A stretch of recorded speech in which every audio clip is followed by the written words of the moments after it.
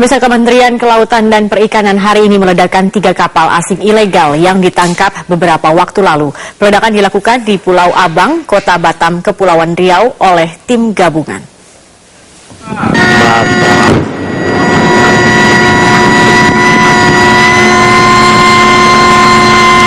3 kapal asing yang diledakkan ini terdiri dari 2 kapal ikan asal Vietnam dan 1 kapal ikan Thailand. Ketiga kapal ditangkap beberapa waktu lalu oleh kapal pengawas kelautan dan perikanan.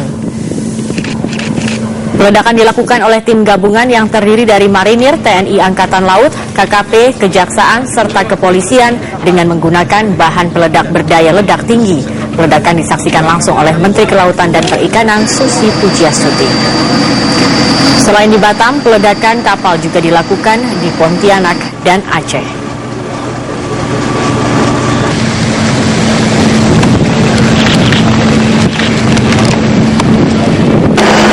Pemerintah kembali menunjukkan keseriusannya untuk memerangi penangkapan ikan secara ilegal yang dilakukan kapal asing di perairan Indonesia. Penindakan secara hukum hingga langkah tegas penenggelaman kapal dilakukan untuk memberikan efek jera.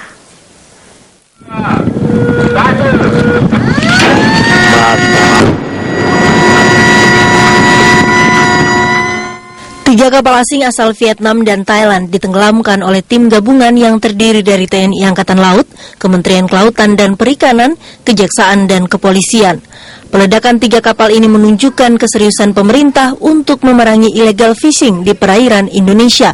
Hingga kini, total 103 kapal asing telah diledakkan dari total 500 kapal asing yang tertangkap dan telah menjalani proses hukum. Sudah kita selidiki itu ada 550 yang diproses, ada di Kejaksaan, ada di polisi, ada di KKP. Nah ini kita semua nanti mau inventarisir. Sekarang ini udah 103, jadi kalau 550 dikurangi 103 masih ada 400-an lagi. Tapi 35 ini sudah hampir terakhir lah. Langkah tegas Menteri KKP sebenarnya telah sesuai dengan pasal 69 ayat 4 Undang-Undang Nomor 45 Tahun 2009 tentang Perikanan. Dalam pasal tersebut jelas tercantum tindakan khusus berupa pembakaran dan atau penenggelaman kapal perikanan berbendera asing dapat dilakukan jika memiliki bukti permulaan yang cukup. Langkah tegas ini diharapkan bisa memberikan efek jera atas pelanggaran kedaulatan wilayah laut Indonesia, terutama bagi yang mengeruk kekayaan Indonesia. Hingga saat ini, Indonesia mengalami kerugian hingga 300 triliun rupiah per tahun akibat penjarahan sumber daya laut oleh lebih dari 5.000 kapal asing. Jumlah itu sangat jauh dari pendapatan negara yang masuk di sektor kelautan yang hanya 300 miliar rupiah per tahun.